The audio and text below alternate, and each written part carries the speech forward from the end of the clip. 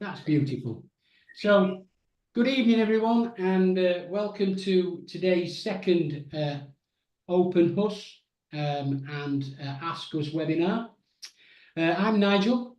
Joining us this evening are some very, very nice people who I developed and built an annex for about 18 months ago, and that's Susan and Paul Buckingham. You'll see them on your upper screen. We're giving you a wave at the moment. So they are going to host with me this evening because we're going to talk about everything iHus, and we've got an agenda here. And what they're going to do is, as I go through the presentation, they're going to be in a position where I'm going to ask them to interact and give you their opinions of what's happened while they've been going through their process from start to finish. So what we're going to cover to start with is what's an annex, what makes it different from a garden room. Then we're going to look at the model examples and talk about what you're going to design for yourselves, etc. We're going to talk about the benefits of having an annex, and there's nobody better scripted than having the benefits of an annex, because Paul and Susan will be able to tell you what's happened with them and their family. We'll talk about annex planning permission, and we'll talk about council tax. We'll also speak about the build process from start to finish, and we'll also talk about annex life. We'll cover Open HUS, and then we're going to cover the journey of Susan and Paul with their annex. And at the end, we'll have question time. We're here to answer questions. If you need to ask a question during, if you'd be so kind as to keep your questions brief, but we will have a section right at the end so you can ask as many questions as you wish. Okay, and we're going to make a start. Is that all right? Everybody clear? Okay. Lovely. Yep. Hello, everybody. So, annex. The difference between an annex and a garden room. Well, I know that Marilyn, you already know a little bit about this, but we're going to cover things so you can double check. So, essentially, the annex is a timber framed bungalow that we build in your garden. It includes bedrooms, bathrooms, kitchens. It's a turnkey package. It's a self-contained living space. It's built within the grounds of an existing dwelling. It must comply to building regulations, and it must have a functional link to the main dwelling. Now, what does functional link mean? It means it's a member of the family that's living in there. It must be connected to the services of the main dwelling and the drains and so on and so forth. But it's the same build quality and feel of a new built bungalow. Now, what does that make different in a garden room? Well, a garden room is exactly what it says on the tin. It's a room in the garden. It's not designed to be lived in. It's usually ideal as an office or a gymnasium. It is classed as incidental use in the planning department of things, because the statement is that if it is going to be under permitted development, in the planning, it cannot be no taller than 2.5 meters high. That's at the apex or the peak of its roof, can be no more than 2.5 meters high, even into the eaves of the gables. Now, Paul and Susan will tell you that our builds, the internal ceilings, where you've not got vaulted ceilings, they are 2.4 meters high, your standard 8-foot ceiling. These garden rooms are not usually insulated, so they don't have the ventilation and insulation guidelines that are set out by building regulations. And the lower ceiling height is due to the development requirements. So you tend to find that somebody like myself, who's 6 foot tall, will feel like he's stooping in a garden room. You cannot sleep in a garden room, not without planning permission. Now, there are some companies out there that are actually telling people to build a garden room, and then after a couple of years ask for a change of use. And when they ask for a change of use, the council will come down and inspect the dwelling. Well, we have come across 3 occasions, on one occasion just recently, where the permitted development that they built in the garden was not to the specifications of permitted development, so the council gave them a 28-day notice to remove that dwelling from the garden or they would come and remove them and charge them. So an annex and a garden room, totally different animals altogether. Just imagine that the annex is literally a 1, 2, or 3 bedroom bungalow in the garden. Now, if you've downloaded a brochure or you've got a brochure at hand, you'll have seen our footprints and our designs all the way through the brochure. But what I will say to every single customer, I do not ever remember building exactly what's in the brochure. Everything is tailored and bespoke to our customers. We try and cover every aspect of what the customer requirements is. And I can tell you for now, Paul will back me up on that, because Paul did mainly his own design, didn't you? I did, yes. We've been planning it for quite a few years, so it'd been drawn and altered and drawn and re-altered, but we've got exactly what we wanted through iHus. It's exactly as we would have done it ourselves. So there you go. We worked together, myself and Paul, designing to start with. Then it went through my design team process, and every aspect of Susan and Paul's build was extremely unique. I think the only thing that was the same is the kitchen cupboard doors and the internal doors. So yeah, it's just proving that we do it to tailor to you. So what you see in the brochure are our core annexes, and those annexes can be tailored. It's to give you an idea of cost. It's also to give you an idea of how layouts can work.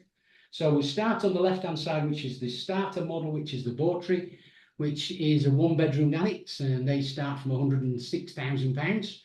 And those annexes can be tailored and bespoke. Just to give you an idea, if you are looking at a 1-bedroom, a smaller annex, if you look at the top of that footprint drawing, you can see the kitchen at the top, and you can see a door that's ajar on the left-hand side, right in the middle of the room. Now, I've just done a Bawtry for a client who wanted the bedroom to be en suite. So we removed the door from the living area and put that into the bedroom, which meant that we could turn the kitchen round onto a little L to make the kitchen space a little bigger for what they wanted inside their dwelling, and make it a more comfortable living space. And as you can see on the pictures below, we've got what we call a pent pitch roof, and we've also got a flat roof design, and that one's showing a canopy. So we do all different types of roofs, and you'll see that when you come to see Paul and Susan's in a while. Now, the most popular model for 2 bedrooms is the weekly. And just to go through that layout a little bit, 2 bedrooms, a large master bedroom, top right is the guest room, and then we have a shower room in there. Now we can do shower rooms, wet rooms, bathrooms. It's down to what you require, and the sizing of those are easily adjusted as well. And then next to that, there's a small utility room, then a nice U-shaped kitchen, and then a separation of dining and living area as an open plan living. Now, again, those could be closed off if needed be. The doors you see to the front are French doors. You might decide you want bifold doors. You may decide you want French doors, but instead of having tall windows either side, you can have square windows at either side, can't you, Paul? Yes, you certainly can. So everything that we do is bespoke. The brochure and the footprints are there to give you guidance for size and dimensions and for prices. So what's the benefits of an annex? Well, we've split this into 3 sections. There should probably be 4. It's care, social, financial independence, and what we would call green living. So care, long-term family plans. There's a lot of people out there that are making plans for the future, and they're concerned about having to go into a care home, which is £9,000 to £12,000 a month now for primary care, depending on where you are in the country. It's a better alternative to have a care home while you're enjoying the later years of life. For some people, we do build around about 20% for people under the age of 30 now. So where people can't get on the housing ladder, they're moving into mum and dad's back garden or grandma and granddad's back garden, so they can share the cost of living too. Retaining those care costs that you're shelling out every month by building yourself an annex doesn't mean to say you can't have primary care within the home. The way we build our annexes are future-proof, where we set the socket heights, the switch heights and things like that. So that's the start. And it also means that you can be cared for by your own family. And that tends to be what everybody really wants. Social side of things. Now, you can see three people at the top of that slide. The lady in the front, she's a wonderful. I don't know where the slide is. And they're in Crewe. And she moved from Newcastle to Crewe to be with her family. And they are, she's enjoying life. She's got a new lease of life. She became a widow, and it was 170 miles to and from her daughters to see her daughter. Now she helps with their childcare support. She helps with the house. Both of those are career people. They've moved on with their career. And we have been told recently that there's a new baby coming as well, which is fantastic news, certainly is for Jenny. But the childcare, the support, enabling the younger generations to retain their careers, doing everything together. And Jenny's also set up a Thursday club in Crewe for ladies, and the bridge club. So she's really enjoying her new life in her annex. Now, financial independence, in most cases, a home is sold. Now, I would say that 85 to 86% of our customers are selling a property to literally fund the build. Norman, you've raised your hand. How can I help you? I'm trying to See the slides. see the slides, and I can't see the slides. We can only see Paul and his wife.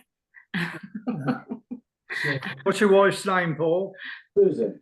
Susan, So can you not see me? no, Thankfully, I mean, No. sorry. no, we'd like to see you, but we can't. I don't know what we've got to do.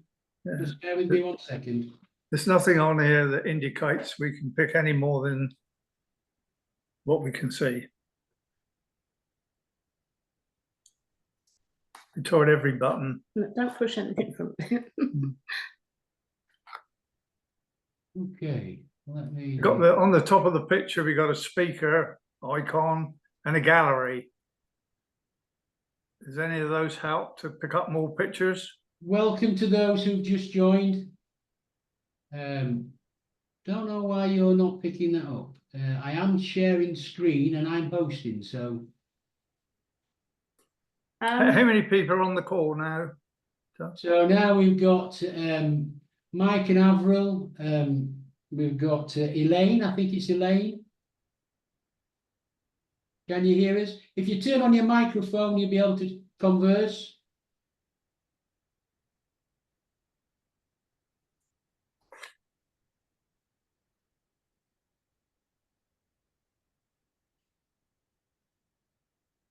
I think we've got ours turned on all right. Yeah. Yeah, well, everybody. We can hear you, but we can't see you. You can hear us but not see us. Yes. Right. Can you We hear us can- now? We can see Paul. And Susan, yeah. Okay, then I have no idea. This has not happened before. It doesn't matter. We're following it all right, so Okay. don't worry. We can't see Can any. you can you see us? Oh, we can see you plainly. Right. Okay. Are those the other people on the call? Have they got the cameras switched to themselves? Yes, most people Ah, can be seen. Maybe it's our camera. Oh, it can't be because we can You see can Paul. see it. I'm sharing with everybody. Right. So our little picture is down in the bottom right corner. Mm. If we made that bigger, does that? Let's see if it's. Yeah, that's open. Oh, what you should be seeing is a slideshow. Yeah, we're not No, seeing no, that. not picking that I up. don't know why we're not picking that up. Anyway, don't worry. Don't. We can hear and see what we need to see. Okay. We'll get some advice on it later from people that know. Yeah, that's fine. You should be able to hear us now. I can hear you. Is that Elaine? No, Yes. well, Oh, no. No, there's somebody else was speaking as yeah, well. I'm Norman's wife, Carol. Yes, I Carol. wasn't, There is I wasn't- several other people in the meeting, Carol. pardon? Other people in the meeting were speaking. Right, well, it wasn't me then. No, it's Mr. Shilcock. Is that yourself? Can you hear us? Yes, can you hear us? We've got I think you're on Elaine's iPhone as well.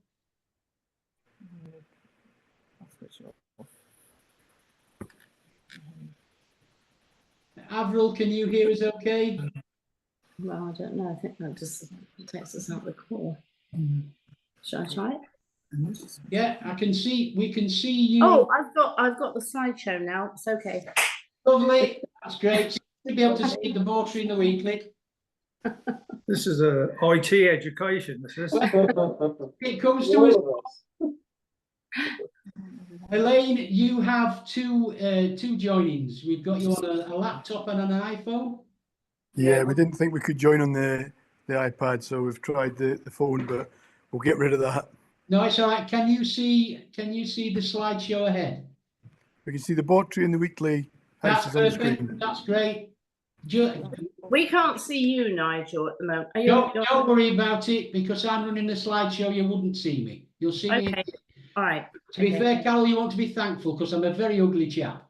I We didn't won't, mean that. we won't ever know that, will we? You will in time. Mike and Avril, if you want to turn on your microphone, you're quite welcome to join in with us. Can you make that Just bigger? wanted to make sure you can see everything clearly, that's all. Okay, so we'll proceed with the Yeah, no, benefits. thank you. So we'll proceed with the benefits. So Make those- financially, I mean, as I say, 86% of our clients are actually selling a property to fund the build of the annex. And because they're doing that, it's very, very important that we cover every aspect of what financial independence means. Now, it's not just you getting the capital from your house to boost your pension fund. You build your annex, and you're then in a position where those funds can boost pensions, reduce, because you're going to get such a reduced maintenance cost, and running costs of the annex are so much lower because they're so energy efficient. We've just had the new EPC records come through, which give us an A banding, a B+ banding on our aspects. And we comply with Part L legislation in building regulations and building control, which is for ventilation and insulation. So that's a very important section of it too. Not only that, you'll be sharing trips to the shop. You'll be sharing cars to do even more things. So it does give us a more greener overview of how life in the annex can be. Now, the next section is about planning permission. And what Paul and Susan are going to tell you is not the norm. Does an annex need planning permission? Yes, it does. This can be achieved in two different ways. We can go for a standard householder application, or we go for a certificate of lawfulness. Paul and Susan will explain to you is that we actually do a dual application for every annex that we go to build. So we'll apply for planning permission twice. There's a reason for that. Planning takes between 8 and 12 weeks to complete. And if we apply for one and we're not successful, then we apply for a second. And that's just going to elongate the running time for the build. We say to most clients that from signing your contract and going into planning, it's 8 to 12 weeks to get planning permission, and it's 8 to 12 weeks to build. So we normally say 6 to 6.5 months, and you're ready to move into your turnkey solution building. Now, in Paul and Susan's case, that's different, isn't it, boss? A little bit, yes. Ours went through absolutely so quickly. 24 days. That's correct. From start of planning process to gaining planning permission, theirs was 24 days, We love building in South Wales. They are so used to how we operate and they understand what we're trying to achieve. So yes, if you're in South Wales, that's the dream place to be. So That's where we are. that's where you are. So let me just go a brief overview of the household planning application. Now, it obtains planning permission for the building, for the use of the building and for the siting of the building. So the household application is what we would always aim for every single client. It involves submitting plans and documentation to the local planning authority. Now, we're very, very lucky at iHus. We have the NAPC, which is part of us. We've worked together for many, many years. The NAPC is our planning department who deal with all our planning applications. And I will tell you that we are currently running at a 94.5% planning success rate. So if we can't get planning, nobody can. That's our word. The plans are assessed against the local and national planning policies. The decision will be issued, and if granted, subject to conditions such as how it can be used and the materials we have to use. So there's a lot more to the planning process than people actually think there is. Now, what we do for our clients prior to us going into planning, when we set up a virtual consultation for you, or actually a face-to-face meet with you, we always get a preliminary planning report from the NAPC, which will help look at the validity of having an annex, making sure that we've got a viable project to start with. And those decisions are issued and they are, if granted, subject to conditions. So some conditions could be, yeah, we want you to build that, but by the way, we want you to build this building out of regenerated materials.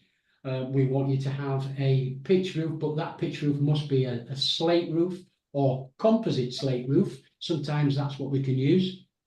But the application takes 8 to 12 weeks. Now, I said it says 8 to 10 on the slide. I said 8 to 12 because there has been a slight increase in delays from planning authorities. Our second string is known as the Certificate of Lawfulness. That's also known as the Mobile Home Act of 1968. Now, this was a white paper was completed some years ago confirming the Certificate of Lawfulness. And what happens is with the Certificate of Lawfulness, it's slightly different to standard planning. They don't ask for as much information, or you don't require as much on the Certificate of Lawfulness. The annex must be ancillary, so it must be a part of the house. So that's why our annexes are built individually, and they're not attached to properties. They can be if you wish to do so, but if you do so, then you'll be paying VAT. Ours are standalone annexes in the gardens, yeah, which means it has a lawful definition of a mobile home. Now, there is some size constraints with this. It can be no wider than 6.8 meters, and it can be no longer than 20 meters, because that's what's diagnosed as being movable on British roads. Now, it is for a mobile home, okay? So that means we must have the ability to move the dwelling should we require to do so.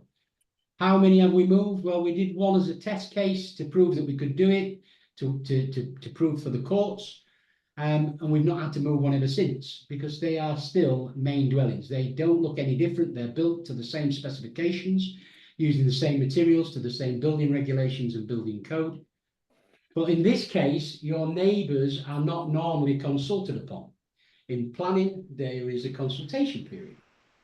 The plans and documentation are submitted to the local planning authority exactly the same as when we do standard planning as well. Yeah, so the process is very, very similar. It's just there is a different lawful act. If the council agrees to the proposal meets the definition of a mobile home, and the use will be ancillary, they will issue a certificate to confirm this. This application takes 8 to 10 weeks. So it's a very similar termination. Right, so So we apply for planning as a dual application. Why do we do it? We've known about the timescale. Secondly, we might find ourselves in a conservation area. We might find ourselves in green belt. But the annex must be built within the curtilage, garden area of your property. Now, should you, let's say, have an orchard and it's outside your garden, then we can apply to have change of use of that land. And when we apply for change of use, we can only apply for a standard householder application, because a mobile home or a certificate of lawfulness must be within the curtilage of the property. So it's got to be within that garden area. We can go into much more detail of this should you decide to have a virtual consultation with me or one of my colleagues. There are unfortunately 3 of us. There's my esteemed colleague Sean, Andrew and myself, Nigel. So the planning application process, this is how it runs. Week 1, it's submitted and it takes between 1 and 3 weeks for it to be validated. This is normal, not like Paul and Susan. They got theirs validated and passed literally the day after. So, excuse me 1 second. Week 3, we've got that validation. And once we've got validation, what the NEPC do, they will notify you that it's been validated. And then they'll send you a link so you can watch the progress of your planning all the way through to fruition. Week 3, your neighbour consultation. So what they'll do is they'll send you some stuff to stick onto the lamppost to let your neighbouring people know that you've applied for planning permission. And that's when we start pushing on the local planning authority. They will then arrange a site visit. They'll come to site, check out what we've applied for, where we positioned the annexes, and so forth. And after that, then it's the assessment of week 5. Now, what the council will do then is they tend to sit on their paperwork a little bit longer, and that's why the NEPC are here. They'll be pushing them to get that decision. And once we have it validated, and we have that validated decision, we're in a position where we can start to build, as long as you're ready to start a build. Now, what's unique about iHus is that you don't pay anything to us until we get to the point of you signing a contract. And when you sign your contract, you'll pay iHus £4,200. Now, that's £2,200 for the dual planning application, the architectural drawings, the engineering drawings, the calculations, and the work that's been put in, and £2,000 deposit to say we're going to build once we've got planning permission. Now, what's unique about us is, if we fail to gain planning permission, then that £4,200 comes straight back to you. That's our planning guarantee.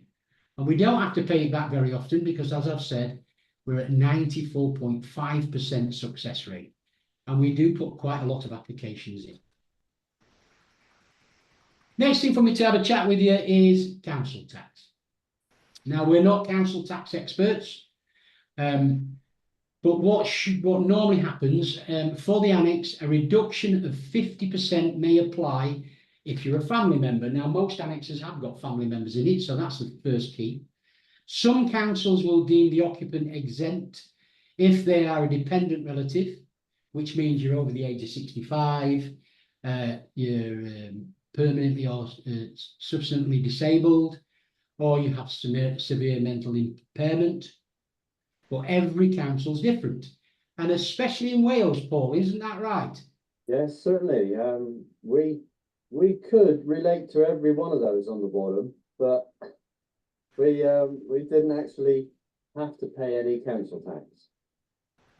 That's and Paul has gladly offered us a link for anybody that is in Wales, because that tends to be right across the board. Now, I have only come across so far this year with my customers a handful that have been having to pay something. One of them was a £450 levy to have the bins emptied, the extra bins emptied. So they can be exempt. Now I'm going to go through the build process once again. Now, This is quite straightforward. And when Paul and Susan start explaining about how their build process went in a short while, they can relate to this. So pre-construction, while you're in planning, we're building your cassettes ready to build your new home. And at week 1, that's when we come to do the foundations. Now we have 3 types of foundations. We have the hexagonal screw piles. We have concrete swift plinths, which are a concrete pillar that's sunk into the ground. And we also have the foundations of a concrete pad. Preferred and most popular one is the axial screw piles. I would say 99% of our builds are on those. If we're building where you've got pure granite underneath or limestone deposits, etc., then we do have to burrow in and put in concrete pillars. Those groundworks will also be the drainage trenches, water and power trenches too. Week 2, the superstructure will arrive, and that is when we start to assemble the pre-built cassettes into the to make the build. And then week 3, we move on to the first fix and insulation, all the insulation that goes inside the panels, etc., roof trusses and so on and so forth. And week 4, yes, that's correct, plasterboard and plastering. They are proper internal walls. They are plasterboarded and they are plastered properly. It's not a caravan, it's not a lodge or a chalet. These walls are real walls. You know, it's like moving into a modern new house. Week 5, we start with the decoration and second fixing, so the bathrooms go in, whether you've got 1 bathroom, 2 en suites, whatever. And then we decorate throughout. And then the external works go on to week 6. So the exterior cladding, making sure the roof is tiled off. Everything is completed at that. Week 7, we move into the commissioning and handover. Now, the handover process is quite detailed, and it's usually a very charming young lady called Jan that comes out, who's our customer liaison officer, with the project manager that's dealt with your project all the way through. And then we move into the build control final certificate. So every single build that we do, whether it's on the certificate of lawfulness, or even if it's just simply on the householder application, you will receive a final certificate, which is the sign-off sheet to say that it's been built to building regulations and building code, which does have a knock-on effect when it comes to you selling your property. If that property is ever sold, having that under building regulations and building control means that it's going to add as an asset to the property, and you will recoup what you spent and some. So we're now I'm going to share with you a little video. This is the Hortons. This is their journey, just so I can touch on what is very key to what we do.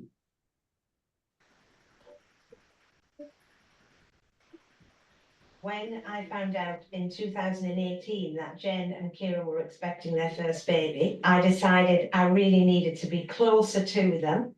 Before anyone buys an iHus, they need to go and look at one. I went to look at one down in Shropshire and I burst into tears when I walked into the house, and Roger said to me, "Oh no, she doesn't like it." And I said, "No, I love it." We did get quotes for other things. We didn't just look at iHus, but it was astronomical, the cost of building, just a brick building. Never mind the plumbing, plastering, electrics, all that. The after service of iHus is brilliant, because I had a small little leak in the bathroom and we couldn't work out what it was, and they replaced the toilet straight away. So they come back, they put everything right. It's great. It's the best thing I ever did. So what would you say to anybody who's thinking of doing this? Do it. Go for it. Well, if you want a granny annex for yourself or a loved one, why don't you come and see one? There are 70 show homes in the open house community, so why don't you come and with families, have a look round, exactly what I've been doing. So join me, Tony Blackburn, as I meet families up and down the UK to find out just what makes an iHus annex so special. Well, that is our brand ambassador, Tony. We built an annex for Tony's mother-in-law about 8 years ago. And Tony, she's due to, I think she's 100 this year. I'm sure she's 100 this year. But what Tony mentioned there is that we have our open hus. Now, Paul and Susan, who are with us this evening, they are one of our open hus team. And it does say on this slide that there's 89. Now, you heard Tony say 70, because when we did that video with the Hortons, we had about 70. We're now up to 96. We've been very busy over the last couple of months. So what is open hus? Well, we firmly believe that you cannot fully understand the true quality, size and overall feel of our annexes without visiting one in person. That's why we're proud to introduce the open hus. Our past customers open their annex doors, and individuals interested in exploring and learning more about annexes. And it's a chance for you to step inside, look around and ask questions directly to those who have experienced the annex firsthand. We are the only annex company that are capable of such a service, and unlike traditional showroom visits where you're accompanied by representatives, this is a no pressure free area. We want you to talk to our customers. We want you for them to share their experience with you, and we want them to answer honest questions. And that's why this evening's webinar, we're joined with Paul and Susan, who I facilitated and helped along their journey. So it's a real annex. Now, if you've got a mobile phone, if you go on the QR code there, take a picture of the QR code, that'll take you straight to being able to book an open hus, or you can give us a call and we book it, or just go onto our website.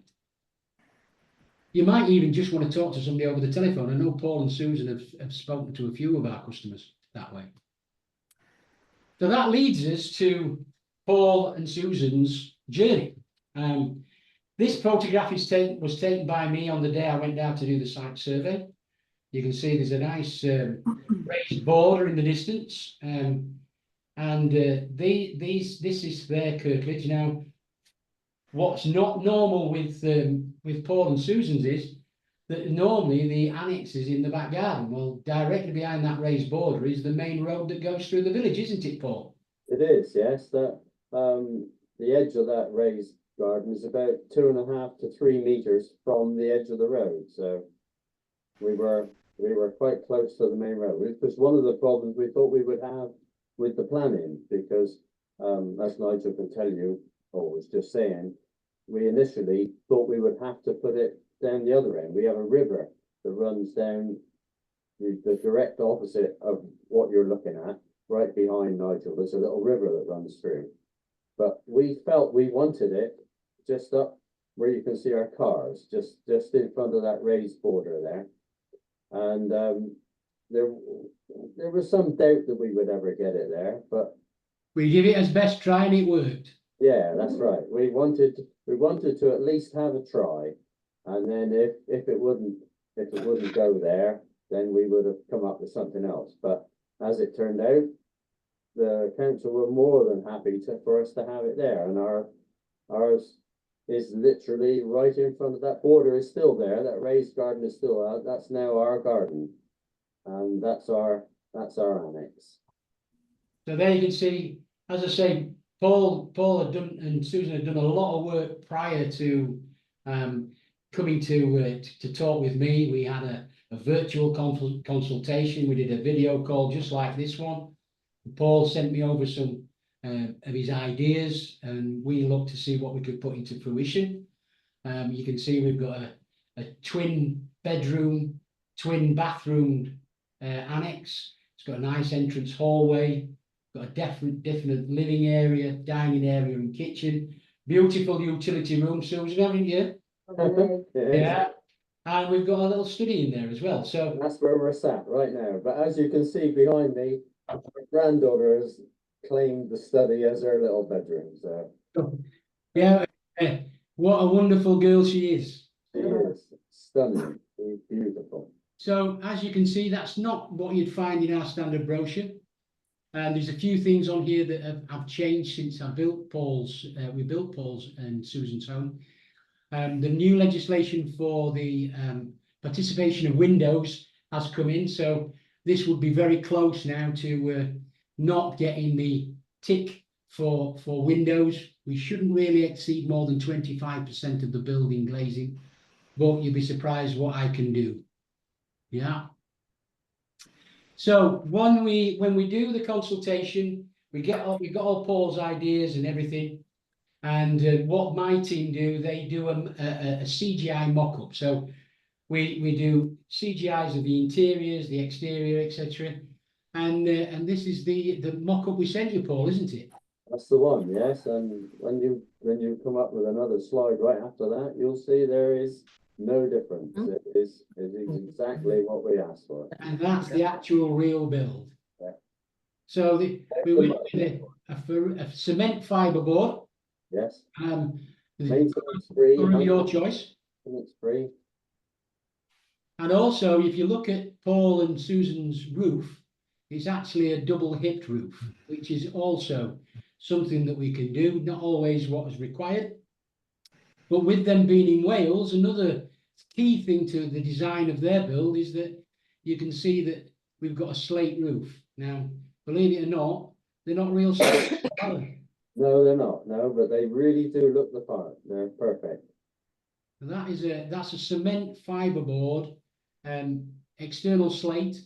The cost of and the harm to the environment in the slate mines now is just getting so harmful to the environment, and the cost of natural slate is exorbitant. This gives us a unique chance of making buildings look the same, but believe it or not, although slate's a natural material, the lifespan of this stuff is higher. You wouldn't expect to do any maintenance on this roof at all.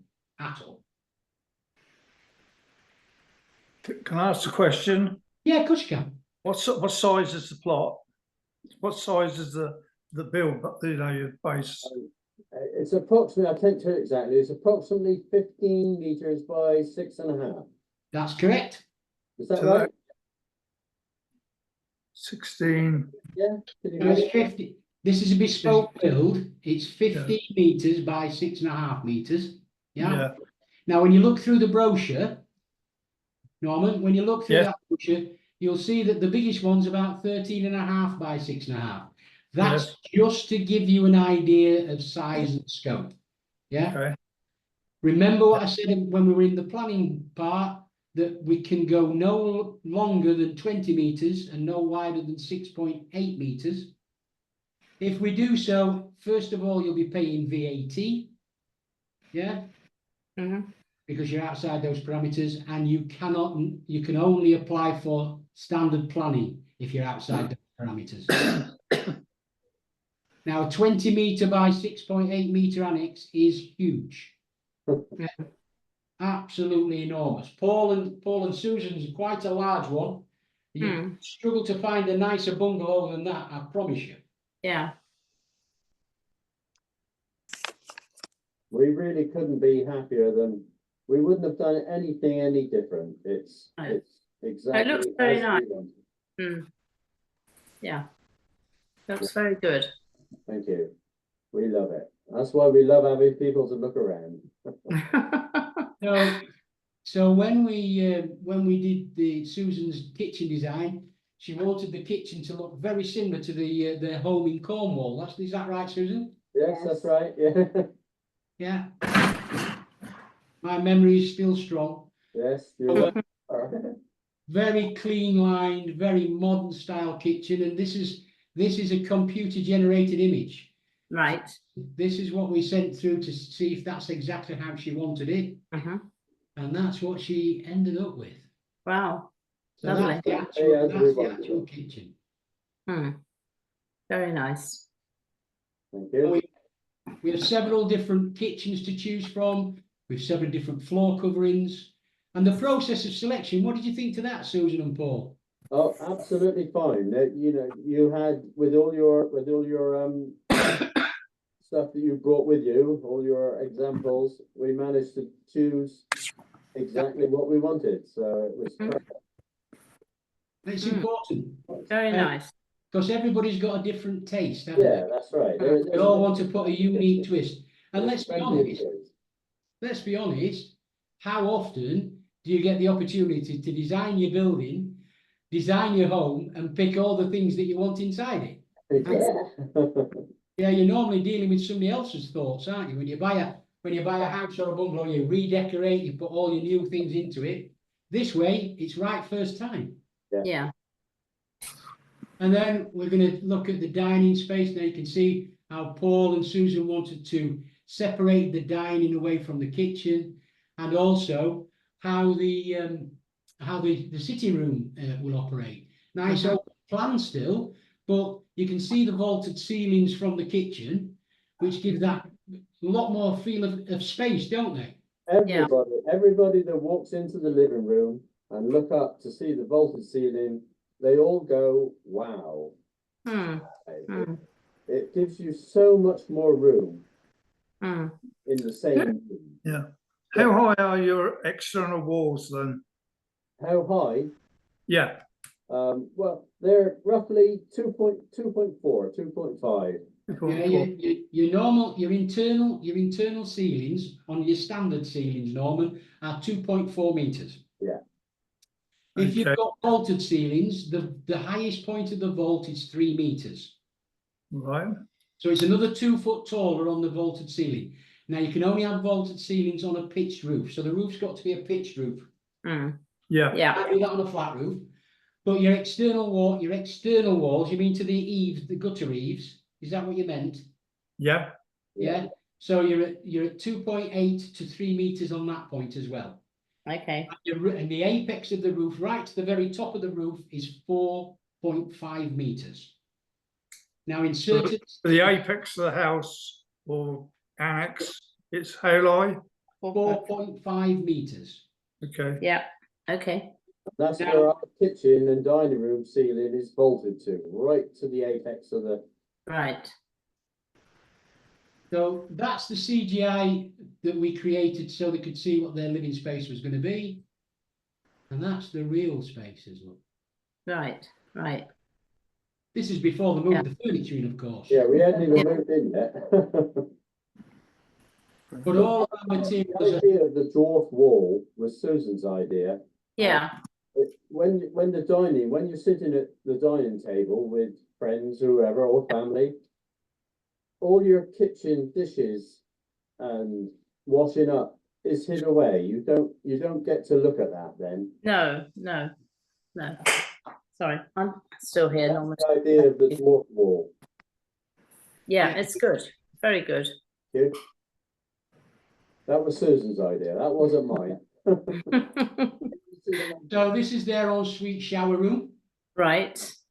Now, again, I'll let Paul and Susan reiterate on this, but we have numerous different colour tones. You can see that the back of the shower is floor to ceiling. They are polycalias tile board that goes floor to ceiling. This is a shower room, so very low threshold shower tray. So Yeah. about half an inch, and you're in the shower. No big lips, and it's a walk-in.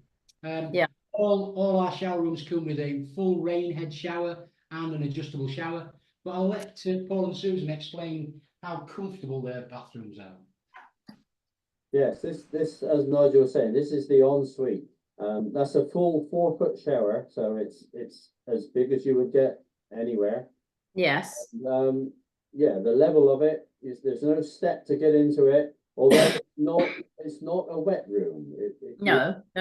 You have got the edge to stop the water being all over the room. Yeah.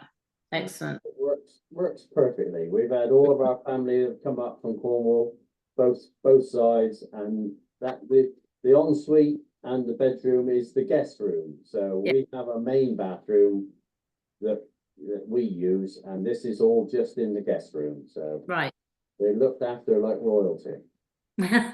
Now we do shower rooms, we do bathrooms, and we also do wet rooms. Wet rooms and bathrooms cost a little bit more, but we do bathrooms with baths with showers over them. We do bathrooms that have got a bath in it and a walk-in shower. So it's all tailored and bespoke built to your requirements. Right. And this is the lovely Jan. Now, Jan is a very special lady in more ways than one. She's the customer liaison officer. She's the one that will stay in touch with you all the way through the build process as well. And she's very special because she's my sister. Oh, I see. I'm just gonna go.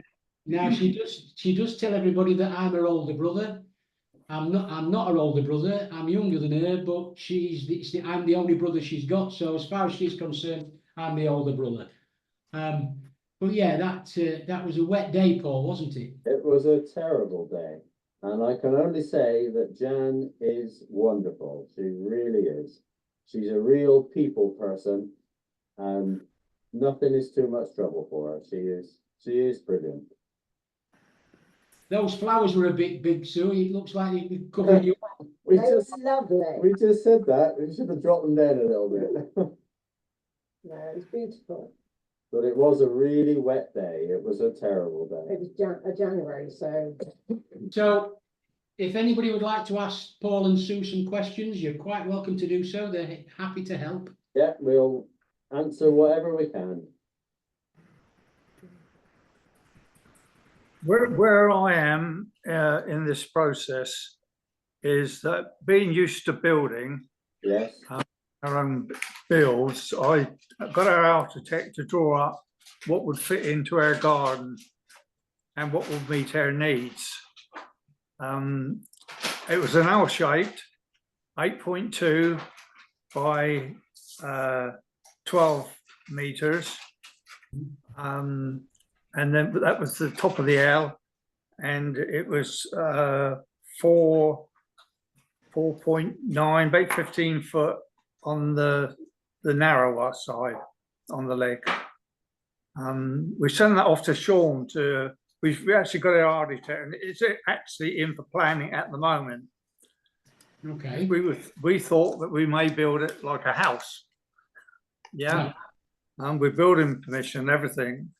Sean come back to me and said the first thing was that I would have to be outside of the Caravan Act. Yeah. Which means that I would have to put a VAT on mine.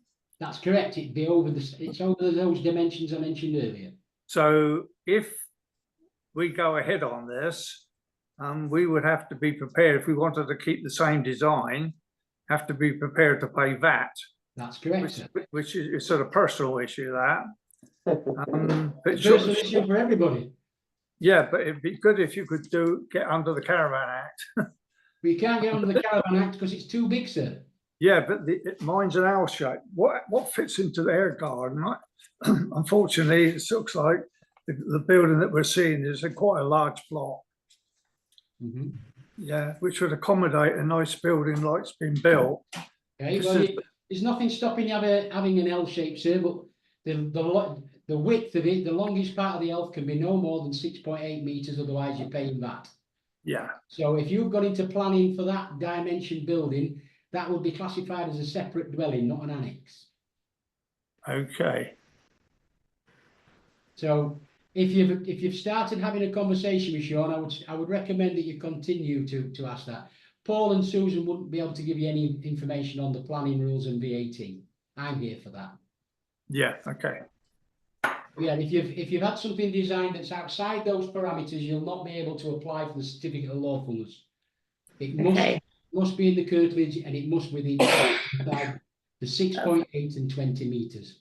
Yeah. Okay. Now we do L-shaped buildings, but your longest arm would be 6.8 meters. So it may be that having a build similar to Paul and Susan's might fit better. Depends on your plot. That's something that Sean as a consultant will be able to do for you. Sure. Okay. Fine. Thank you.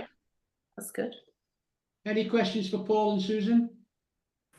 I'm not sure if it's for Paul or Susan or whether it's for yourself, Nigel, but where did the waste in your chalet go into, Paul? Was it existing septic tanks?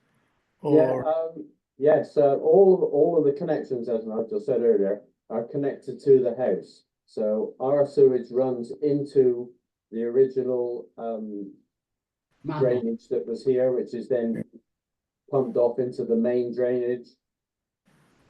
Yeah, So and that'd be the same for your electricity and your water. You would just take a spur for the electricity and the water off the main building as well. Electrics and connected to the house water. We're even connected to the house Wi-Fi. So Yeah, Yeah, it's ancillary and subservient. So your power connection comes from the house, your water comes from the house, and we connect to the house's drains. Now, in certain circumstances where we can't connect to the drains, if, for instance, we can't get the correct fall, then a pumped storage system can be used. And in other circumstances, we use a bio tank, which Right. is a modern version of a septic tank, sir. yeah. Are you have you concerns about your connections? No, it was just to see whether that was where they went into, or whether you had to put in a separate connection for that. ours went straight into the connection that's there.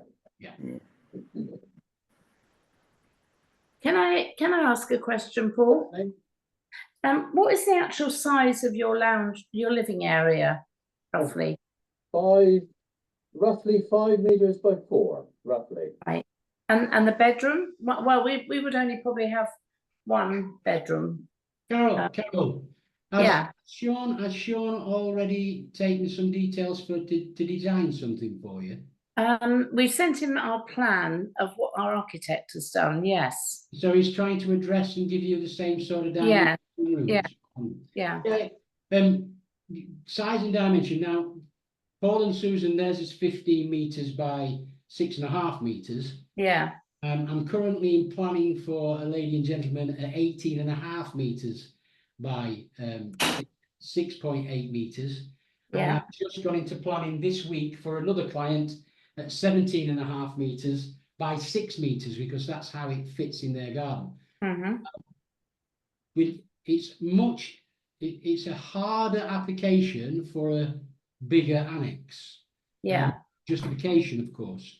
But as long as we can tick the boxes and we can prove that it's ancillary and subservient, and we stick within those dimensions, then you'll not pay VAT. Now, the annex is for yourselves. Yes. Yes. Is that in your daughter's or son's garden, or is it in your own garden? Well, it's our own garden at this moment in time. And who's going to be living in the house? Our daughter's going to come and live in the house. Yeah. Yeah. So again, it's still a family member. So therefore, Yeah. Yes. then Yes. it's exempt from the building. Yes. Absolutely. Yeah. And I'd rather not pay 20% to the government myself. Absolutely. Absolutely. So, as we've got our plan into Sean at the moment, shall we wait until we hear from him and then push on with him a little bit? Well, yeah, Sean will do exactly what I do. We all do the same job. It's just it's my turn to do the webinar this evening. Right. And Susan and Paul are my customers, so it does make sense because we know each other. Yeah, absolutely. Yeah. And have you booked an open hus? No, we haven't. So I would recommend that you go and look at what we do. Yes, we'd like to do that. Yeah. If you give the girls a call in the morning. Okay. Ask for Jan. Jan will organise you an open hus visit without delay. Sometimes you have to travel to see a bigger one, but tell her what your ideas are, or ask her to tell her. We're okay with that. Yeah, and we'll fine. get you one booked in. Yeah, fine. Any other questions for Paul and Susan? No, not no. Don't think so. Thank you. Not from us. Okay. Thank you. Any questions for me? Just one, Nigel. Yes, sir. Can you have an architect draw something up for you and then submit it to yourselves? And would you then convert it into your design as such? You know, for the you could do that. You could do that. However, what you've got to think of is that we've got our own architects and designers. Yeah. So we can put your ideas into fruition and save you some money. Yeah. If you're gonna, I mean, I'll give you a perfect analogy. We had a lady and gentleman who paid nearly £4,000 for architectural drawings, and they were beautiful drawings, but it wouldn't comply with building regulations. It wouldn't have complied with the Caravan Act. So when we showed her our drawings and we produced CGIs, and it doesn't matter how many times we have to change it. Tend to find with an architect, once he's done a design, he tries to want to stick to that design. And I would rather be in a position that you come back to me and say, do you know what, Nigel? We like that, but my good lady doesn't like that. She'd like that to be a bigger room, or she wants a utility. Okay, so we make it a little bit bigger. But I will come and fit that annex in your garden, exactly where you want it. Now, what you've also got to understand is the parameters around an annex. Legally, we must be 750 millimeters away from a boundary. That's for fire egress, yeah? Yeah. We can go to 600 as long as there's no egress from the building. So if there's no windows on the end, we can move it to 600. Yeah, but we like to be a metre from the boundaries if we're putting on a pitched roof. Yeah. Just means it's easy for you to do any maintenance if you want to clean your gutters or anything like that in the future. Yeah. So it's down, I mean, the initial thing to do with us, yeah, and I'm going to reiterate this to every single person, you will not be paying a penny for our services. Until we go to a contract and move into planning, that's the only time you part with any pounds, shillings and pence. We want to look at the viability of having an annex at your property. We want to do a preliminary planning report to make sure that it's viable. We then want to be in a position where we can have a one-to-one, yeah, and that one-to-one is normally a virtual consultation. So another Zoom meeting, I'll share images with you, designs with you. You can draw out a sketch of what you'd like it to be, send it through to me, and my guys with a bit of artistic license will put it into plan. Okay. If that needs to be changed 10 times, it gets changed 10 times until you're happy. Once you give me the go ahead that you like the design, that's when I come out, do the survey, let you pick your individual items, which is exactly what Paul and Susan did. Pick the kitchen, the flooring, because it's a turnkey package. We get to the end and you move in. That's it. It's decorated, everything. Can I ask a question, Nigel? Yes, certainly. Yeah. At what stage can you give a sort of estimated price? Once we've got your when we do a virtual consultation, when we do the stuff you've sent to Sean, he's probably working on that now. But Yeah. Virtual consultation with somebody, I take that information, I turn that into a quote and drawings, and that's normally 5 to 7 working days. Right. And that includes like a standard choice of kitchen and bathrooms and decoration. That's correct. And then if you decide you want to upgrade certain things, you can do so. Okay, fine. Thank you. No problem. Anything from you? No. Okay, thank you. Use your phone. Hey, is there anything you want to ask? No, I personally think No, you've explained fine, a lot of helped us a lot because Yeah. we didn't really know what this was all about. So thank you very much. Absolute pleasure. Any further questions?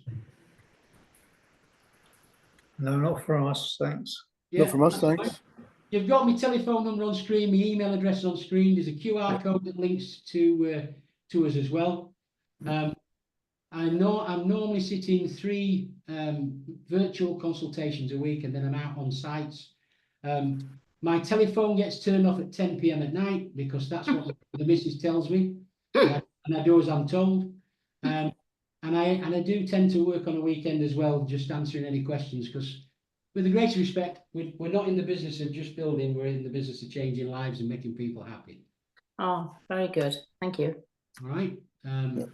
So any further questions from anyone? No, we No, haven't it's got great, anything. thanks. Can I just say, I want to back up what Nigel was saying about the making changes to the design. We did that.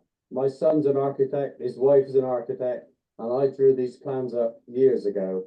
And we kept changing it. It was, the utility was changed, the size of the rooms was changed, and they did it over and over until Okay. we got exactly what we want. Right. Which you'll not get from an architect. No. Well, we got 2 of them living next door, and you wouldn't have got that. The high detail that you get from your architect, design that he proposes, whereas we let you propose to us. It's the other way. Okay. Fine. I would be interested in someone coming to look at the site where we're planning to put this. Well, Sean will be doing that with you, sir. Sorry? Sean Sean will. will Yeah, Fine. what we tend to do, unless you don't like the person that's looking after you, and that's never happened yet, so. No, no, we're okay with Sean. And it's understandable that you'd be happy with me, because I'm far better looking than Sean. Yeah, But what I can say to you is, Sean will take care of every individual thing that you require, sir. okay, Okay, fine, thank fine. you. Please don't worry. Again, let Sean know. Believe it or not, Sean is out today on 100-mile cycle ride for charity. Oh, yeah, you told Yeah, us he that. said that, Yes, yeah. you told Yeah, us so that. he's raising funds for the Nottinghamshire and Yorkshire Air Ambulance, Yeah, Yeah, very good. Yeah. Yeah. and that's not bad for a man who's only got one leg. Is that so? Yes. Wow. Mm. Wow. Wow. There we go. Well done him. Yes. Yeah. Thank you. Well, Mm. if that's all I can answer for everybody, I'd like to thank you all for your valuable time, your engaging questions. During Ask Yeah. Us session, we are now I'll mark off that you've attended. So in the coming week, you'll be contacted by our team to see if you would like to take anything further. Remember, if you get a quote or a consultation, there is no charge. If we design it and you don't like it, or you don't let us know, it doesn't matter. We need to know it's viable for us to be able to look after you. So book that consultation with us. That's what we're here to do. Okay, fine. Thank you, Nigel.